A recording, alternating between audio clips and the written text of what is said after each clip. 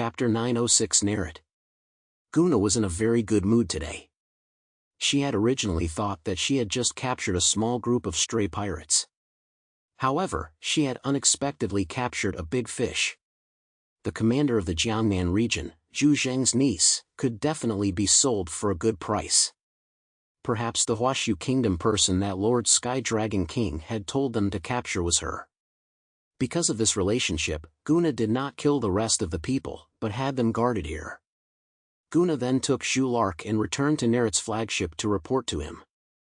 Zhu Lark was thrown like a garbage bag in front of Narit. She let out a scream and looked around in a panic. Narit was pale, with a long hooked nose, tall and strong, and his eyes were cold and intimidating. When had Zhu Lark ever seen such a scene? She had already been terrified by Gona's previous actions. Her face was pale and frightened, and she was trembling all over, not knowing what fate awaited her next. This woman is from the Huashu Kingdom. She says she is the niece of Zhu Zheng, the commander of the Jiangnan region, Gona said to Narit. After hearing this, Narit sat in his chair, leaning forward slightly, narrowing his eyes as he surveyed the frail-looking woman. Zhu Zheng's niece? Can you confirm her identity? Gona handed Narit Zhu Lark's communicator, which contained a family photo of Zhu Lark. Her identity could be clearly confirmed without any problems. Narit's narrow, cold eyes revealed a creepy smile, with the corners of his mouth curled back widely. What a narrow escape. Sky Dragon Pirates, 4th Squad Captain Kanuta, was his younger brother. So, Zhu Zheng was his enemy. Narit looked at Zhu Lark, who was limp on the floor like rotten mud, and murderous intent shone in his eyes. This made Zhu Lark's body tremble even more, and all the pirates around her could clearly see her arms flapping like a butterfly's wings. The pirates burst out laughing, like a pack of jackals watching a captured rabbit. Narit said in a deep voice, "No mutants have been found? And powerful ones at that." He had not forgotten the Sky Dragon King's order. The huge reward offered by the Columbia Navy was for a mutant of top-notch strength. It was said that it was that guy who sank a Columbia Navy cruiser and killed more than 100 elite Navy personnel, including 2 Delta-class mutants. Narit couldn't believe that if someone like that was among these people, they would be so easily captured by Gona. Gona said, there was only one mutant among them, but he was very weak, just trash with a Beta-class combat power.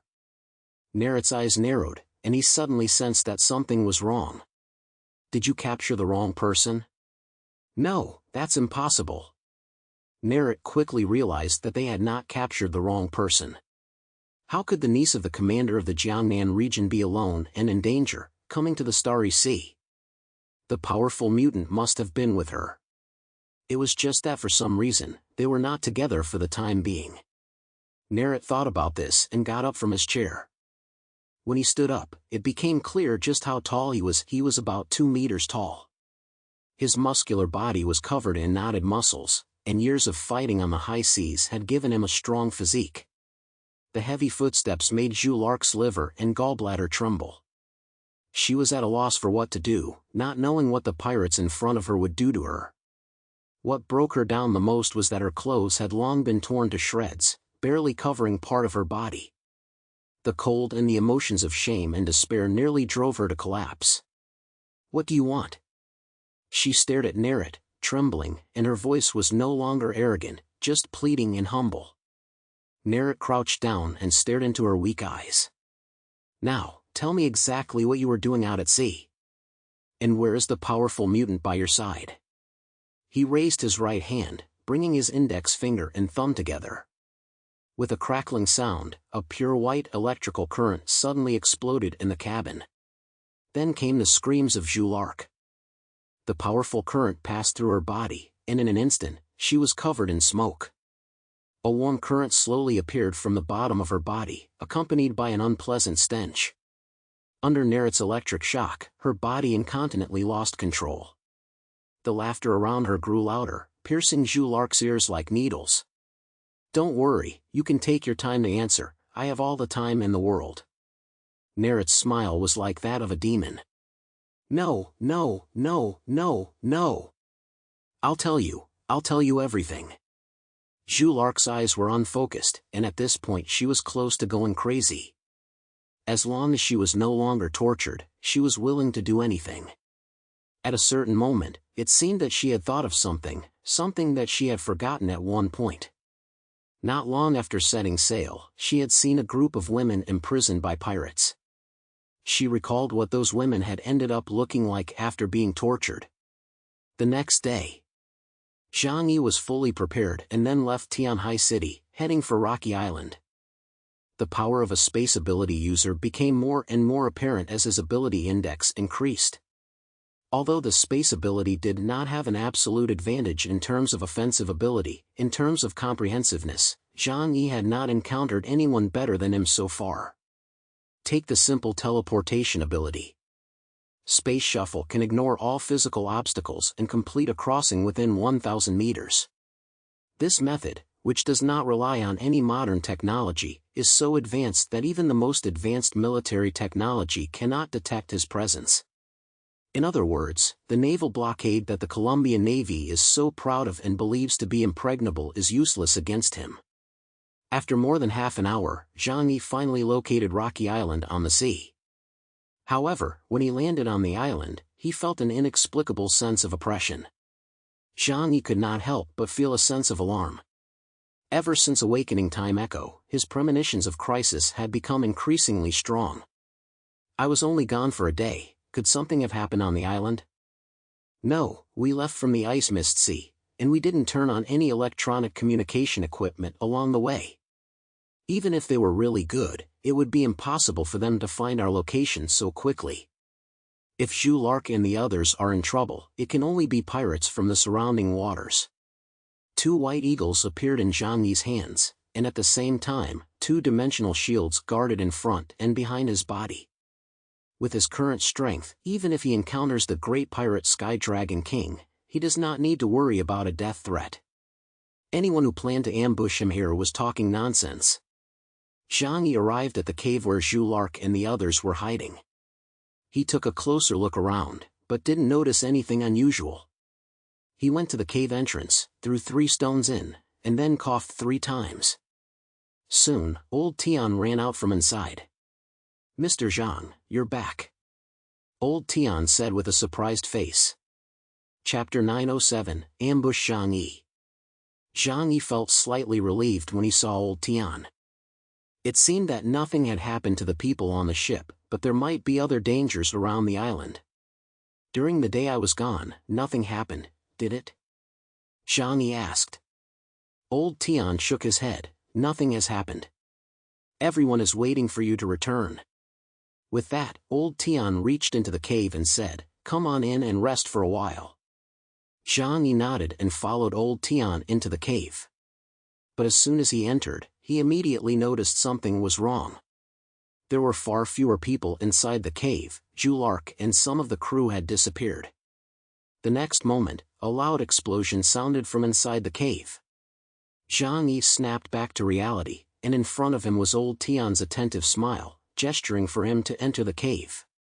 Jangi's gaze slowly darkened. If it wasn't for the ability to time echo, that sudden attack just now would have killed even him if he hadn't reacted in time. As he thought, Jangi realized a lot of things. Old Tian and the others could not have betrayed him, because they were not stupid enough to use themselves as bait and die with him. And Julark and the others had disappeared.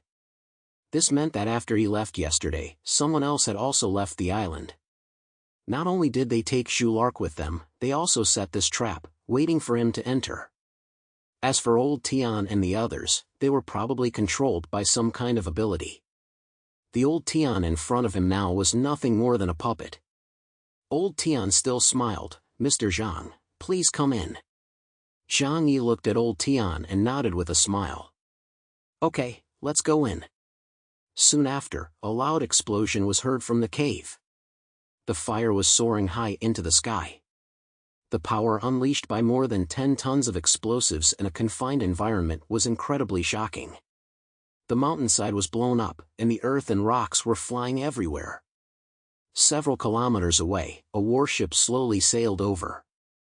Gona held binoculars in her hands and watched the violent explosion on the island, a smug smile on the corner of her mouth. It worked! Even a top-level Delta-class enhanced mutant would have a hard time surviving the power of dozens of tons of explosives. That guy, even if he doesn't die, he'll lose most of his life. She waved her hand at her subordinates, ordering them to go ashore and check. The pirates howled and rushed towards Rocky Island in small boats. But a few minutes later, their short screams came over the communicator. Gona's face did not show any signs of surprise. Instead, a smile of satisfaction appeared at the corner of her mouth. So he's still alive? She didn't really expect that this method would be able to kill the top-tier mutant in the Jiangnan region, codenamed Chaos. But so what? Now, the first squad had laid a net of heaven and earth around Rocky Island. He was definitely going to die this time. Suddenly, something flashed before Gona's eyes.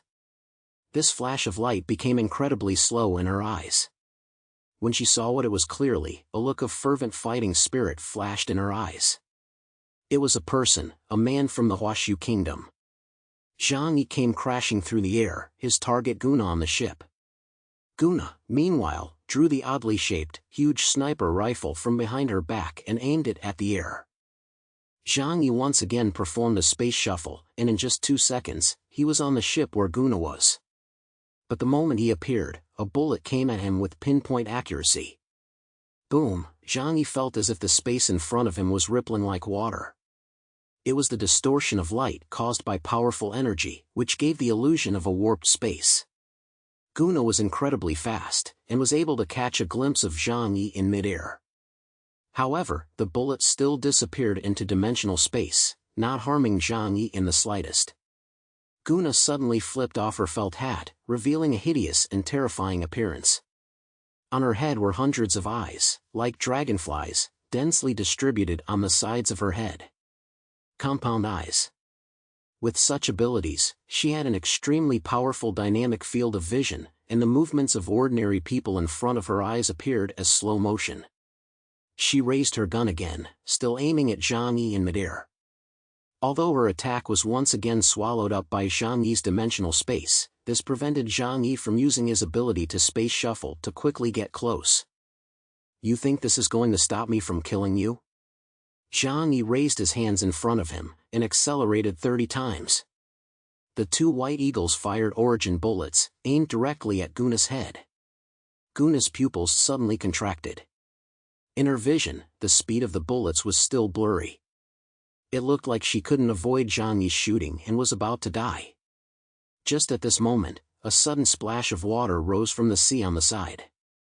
Dozens of thick tentacles extended from the water and blocked Gona's way. Puff! Puff! Puff! A dozen tentacles were pierced directly by the origin bullets. However, the tentacles were incredibly resilient, and they managed to block the origin bullets fired by Jangi, saving Gona's life. The tentacles wrapped around a dark figure, which landed on the ship. It was a burly man with dark skin. His sturdy body was not tall, but it was very strong, and his naked upper body looked like it had been forged from black iron. What was most noticeable was his head full of dirty braids and the dozens of octopus arms extending from the ends of his arms. "Be careful, Gona. He is the top combatant in the Jiangnan region," said Naruja, the first lieutenant of the first squad, to Gona. "Orc ability user, marine species, ability code predatory octopus." At this time on Rockflow Island, Old Tian and the others fainted, but they were lying unharmed in the crater after the explosion. Although the explosion looked very scary. But once Jangi was prepared, it was not a problem at all. As soon as he entered the cave, he used the Two Realms Junction to envelop everyone in the cave, isolating them from the power of the explosion. Although those people seemed to be under control and even tried to attack Jangi, it was very easy for Jangi to just incapacitate them. He knew he was in a trap. However, he still planned to meet the person who set this up to decide whether to abandon everyone and leave, or to make a last-ditch attempt to save them. But when he saw that the people who had come were not the Colombian Navy, but pirates from the Starry Sea, Jangi's heart began to smile. The worst that could happen was that Jules Lark would be captured, and the other party would already have information about Jangi. However, Jangi's personal information was a core secret of Blizzard City, and judging from Zhu Zheng's style, he would never allow a rookie like Zhu Lark to obtain it.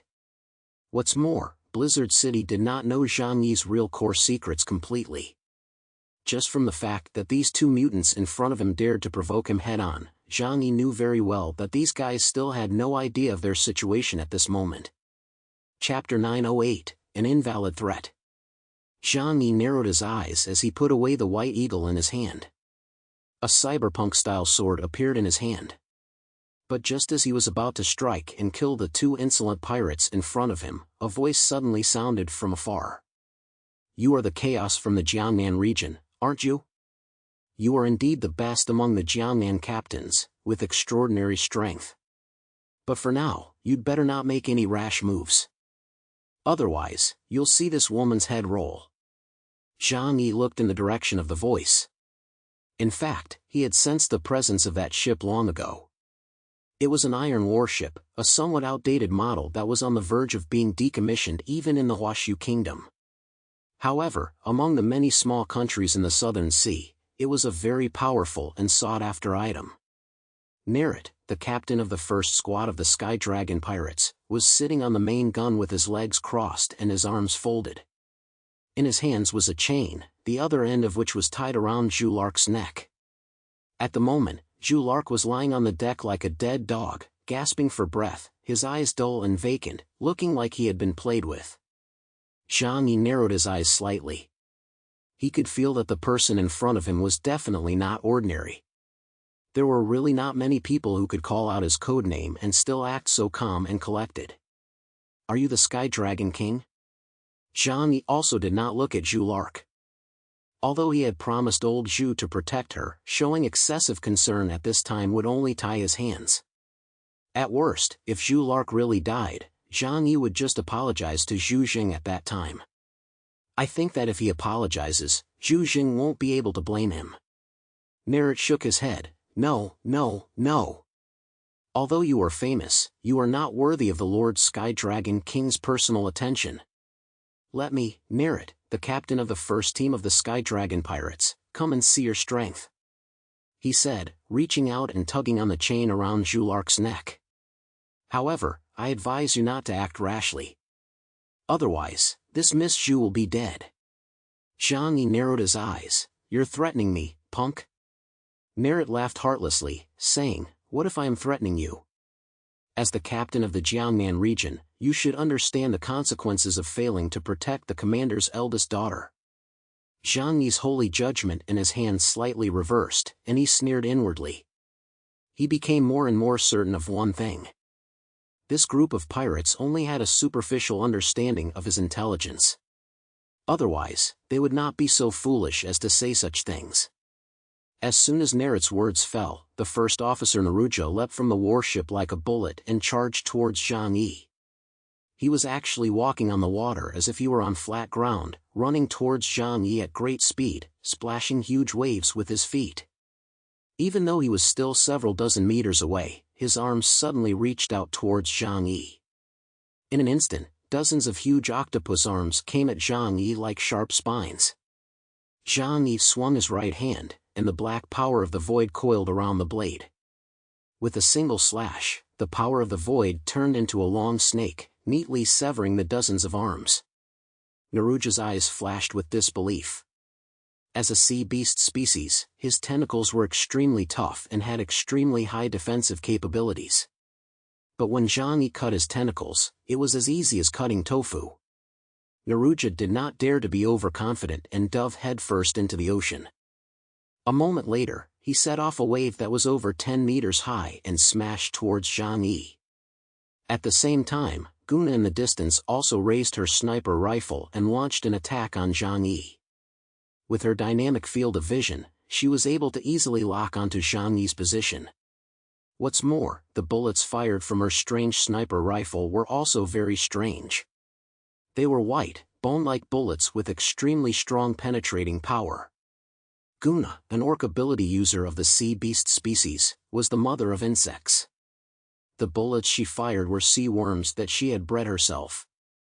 Not only are they extremely lethal, but if they just graze the skin, they can immediately enter the body along with the blood, turning the prey into her puppet. Gona and Naruja, one far away and the other close by, worked together in perfect harmony.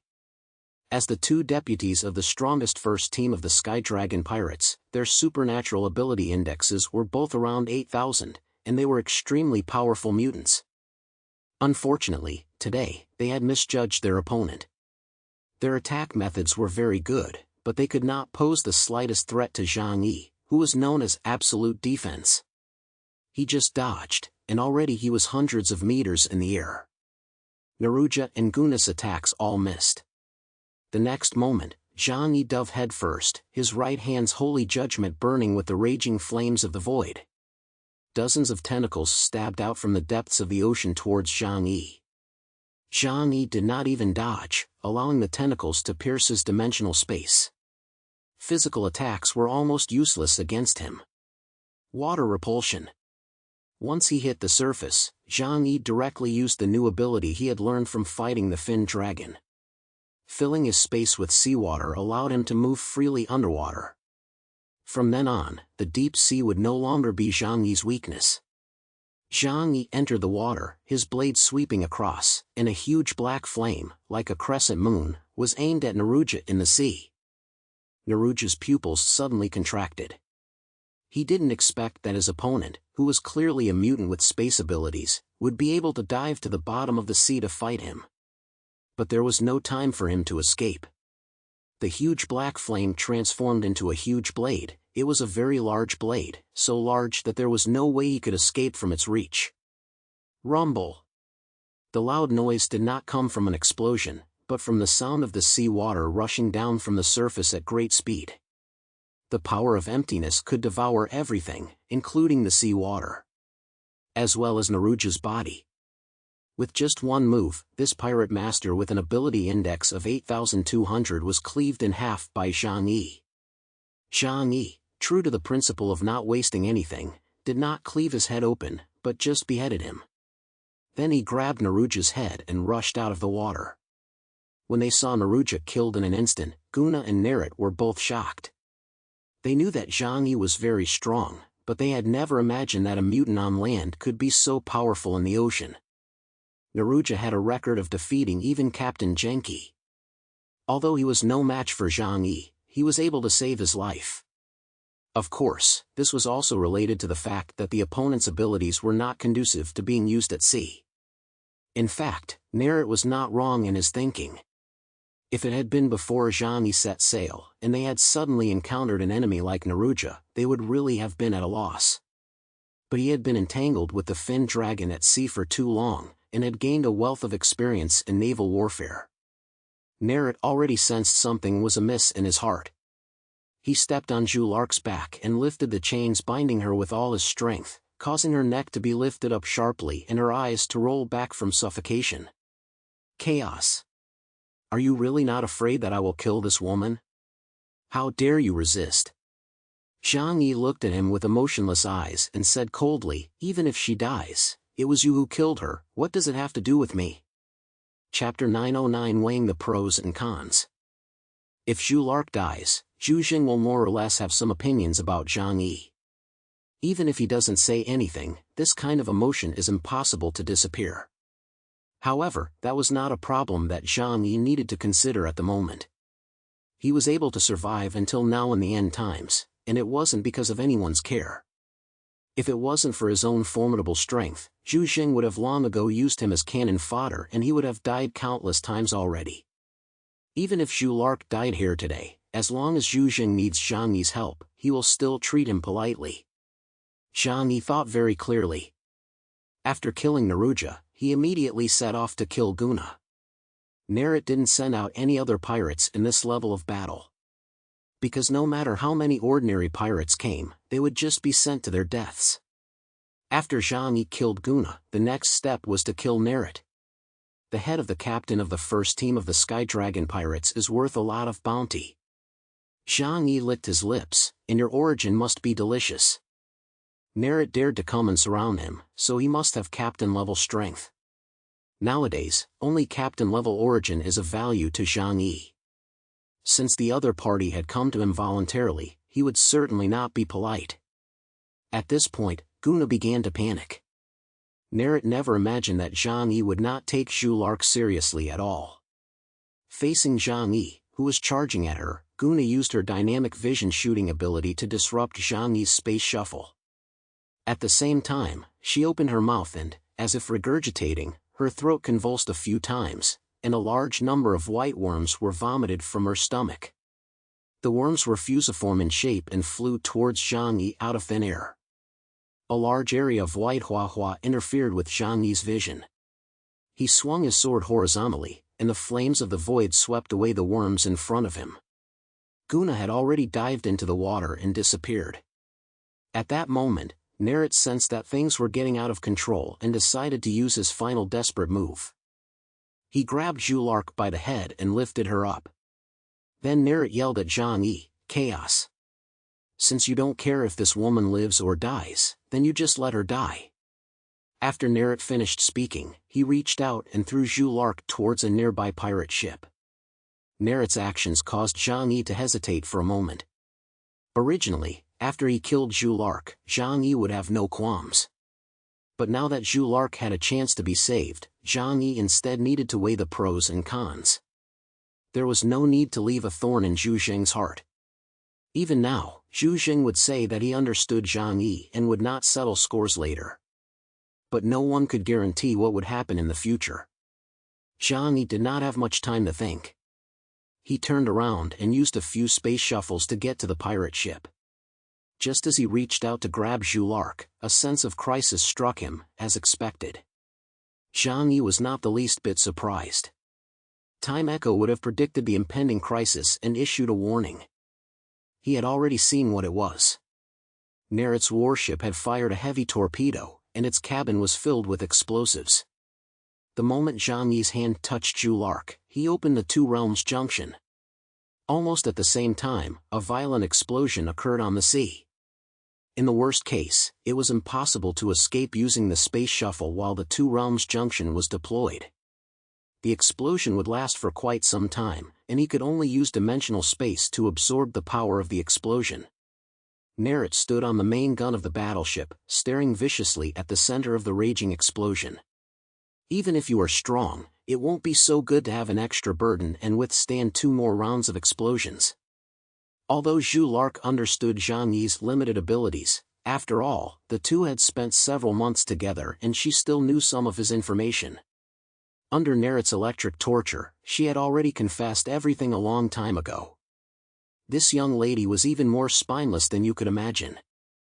Therefore, even though Narit knew that Jangi was very strong, he still believed that he had a very good chance of winning.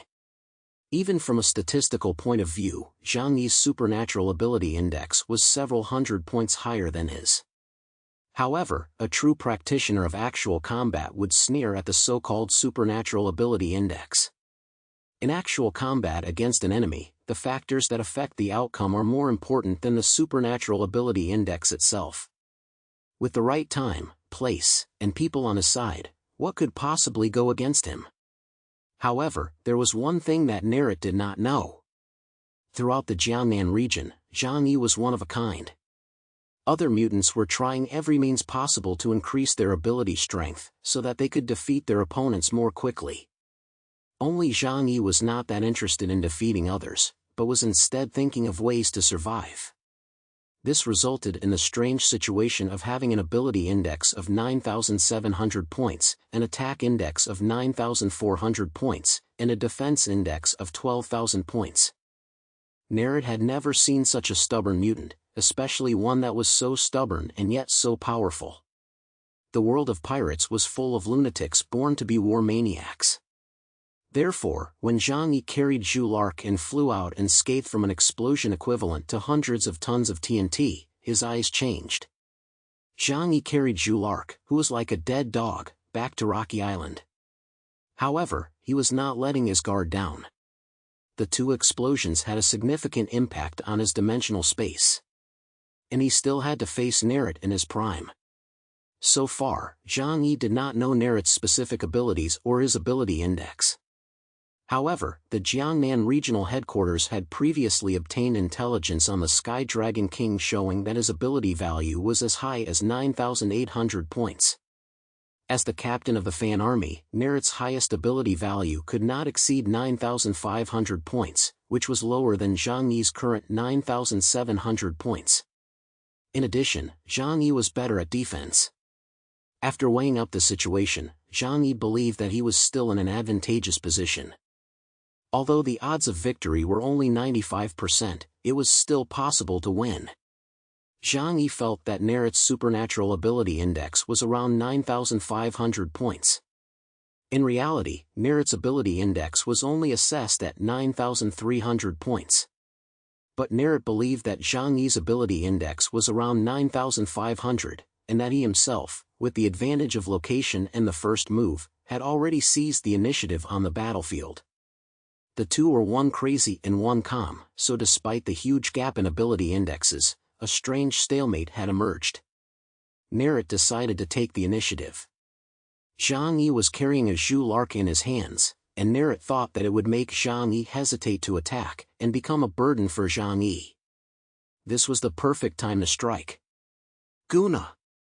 Narit shouted. In the middle of the sea, Gona's face slowly surfaced, and she transformed into her true form. It was a strange-looking insect, with a lower body that was a crustacean with hundreds of legs, and an upper body that was humanoid. Together with the hundreds of compound eyes on her head, it looked extremely strange and creepy. The sniper rifle in her hand was part of her body, connected to her nest of worms, and was aimed at Jangi in the air. With the cover of a powerful sniper, Jangi needed to activate the Two Realms Junction for defense. Therefore, his space shuffle skill was forced to be blocked. And Narit, that was exactly the effect he wanted. Chapter 910, Thunder God Jellyfish. If I can kill the captain-level mutant chaos in the Jiangnan region here, the Lord Sky Dragon King will be very happy. It can also serve as a warning to those few bugs that have recently disrupted the order of the Starry Sea. Narit's body sank slightly, and then the entire person soared up like a bullet. Jangi's attention needed to be distracted. His left hand held the half-dead Zhu Lark. The person he had just barely saved could not be let go of, or else it would be another problem if a pirate snatched him. In addition, he had to keep an eye on both Gona's sniper rifle and Narit. However, Narit's movements still attracted Jangi's attention. What kind of attack was a pirate going to choose to use when he chose to take to the air? Jangi tilted his head slightly. The white sun in the sky did not have much heat, but there was a slight glare. Suddenly, Narit disappeared from Jangi's eyes. His shadow became faint, and Jangi couldn't see him, but the view in front of him suddenly became a little dim. It was as if the sky had been covered with a thin, transparent veil. The next moment, Jangi knew what it was. A huge, incredibly huge and transparent object fell from the sky like a fishing net, and then completely covered the entire area where Jangi was. But it wasn't a fishing net. Jangi had never heard of a supernatural ability where a mutant turned into a tool. It was a huge transparent soft body that quickly became spherical in the air, and then completely enveloped Jangi and Zhu Lark like they were in a fish tank. Sky Dragon Pirates, First Team Captain, an ability user in the Beast Man department. Ability code, Thor's Jellyfish. The giant jellyfish covered an area the size of a small island. As expected of a mollusk, the area it covered when it stretched out was truly astonishing. And after wrapping Jangi up, the entire Thor's jellyfish began to surge with angry electricity. Jangi's pupils constricted as he knew what kind of method Narit was going to use. At this moment, he could not escape by using the space shuffle. Because a high-level Delta-class sniper was targeting him. As long as he appeared outside, he would be hit. However, using the Two Realms Junction to resist such an attack would risk overloading the energy and causing the defense to be breached. It was clear that the opponent had learned about some of his abilities and had devised a strategy. Rumble. Narit would not give Jangi the chance to think. A huge current began to gather from all directions, and then launched an indiscriminate concentrated attack towards Jangi inside his body. Dazzling white light bloomed in the air, almost blinding people. The powerful current was probably millions of volts of high voltage. Jangi activated the anti-glare function of his combat suit. In an instant, a decision had already been made in his heart. Void Cage. With a wave of the right hand of holy judgment, the surging power of the void was released from the tip of the sword, and then turned into a large void curtain, quickly enveloping Jangi and Eclipse Arc. Thunder and lightning rumbled within Thor's jellyfish, and the dazzling white lightning caused the surrounding tens of nautical miles to become translucent, as if a huge supernova had exploded. However, the roar of the thunder and lightning only lasted for a moment before it dissipated. The black void curtain around Jangi slowly disappeared, and he and Eclipse Arc were unharmed. Jangi's power came from the void, which could devour matter that existed in reality. In principle, it was a complete nothingness. A barrier formed with the power of the void created a natural vacuum between Jangi and Thor's jellyfish. Without air as a medium, even if Narit released an electric current of high intensity, it could not harm Jangi at all. A dull sound resonated around Jangi. Oh? So there is some method to this. Can you block this move? After the voice fell, Jangi's ears keenly caught a sound similar to the squirming of mucus. He looked up slightly, and the top of his head was now covered in jellyfish. Just above the jellyfish ceiling, a layer of sticky translucent liquid appeared, exuding from the jellyfish's bodies. The next moment, the translucent mucus rained downwards, splashing towards the bottom. Jangi opened the two realms' junction. After the liquid fell into the enchantment, Jangi realized that it was a liquid with terrifying corrosiveness. However, this discovery did not make Jangi feel fearful, but instead, a trace of a smile appeared at the corner of his mouth. Because judging from the corrosiveness, even if his dimensional space was filled with it, it would take a long time for it to corrode through. Is that all you've got? I underestimated you. Jangi had already understood Narit's method of attack. He decided not to defend himself anymore, but to attack instead. He aimed his torpedo launcher at the side and, using his supernatural powers, fired 10 torpedoes. Boom! Boom! Boom! Boom! The torpedoes detonated against the jellyfish wall, causing violent tremors. However, after the fireworks had died down, Jangi was shocked to discover that Thor's jellyfish had merely twisted violently and then dissipated the energy of the explosion. The defense of mollusks is not weak either. Narit said mockingly.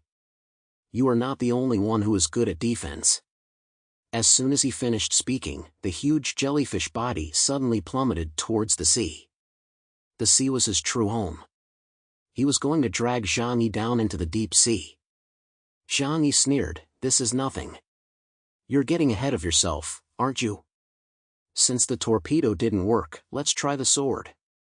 The black void and black flames wrapped around the holy judgment and soared up in a rage. The black flames spiraled upwards, turning into a sharp cone and piercing towards the body of the Thor's jellyfish. The body of the Thor's jellyfish was lifted high into the air, extending hundreds of meters out. Poof! Finally, the thick layer of soft body was pierced by the void flame like a balloon. However, Jangi did not have any happy expression, but rather frowned.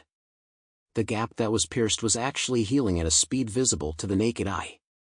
The soft body next to it quickly rushed over and filled in the wound. Narit's unrestrained voice taunted Jangi, although I know you are very strong, this is the sea, my home court. I can't be killed here. Jangi had grown up in Tianhai, and he ate seafood a lot, so of course he knew how difficult these mollusks were. Without a heart or a brain, there was no weak spot. Plus, Narit's avatar, the Thor's jellyfish, was huge enough that no matter how Jangi attacked, he couldn't kill it completely. But this ability also came at a price. Mutants like Narit could not go ashore, otherwise their combat effectiveness would be no better than that of a lieutenant. However, the price paid for this was absolute strength and tenacity at sea.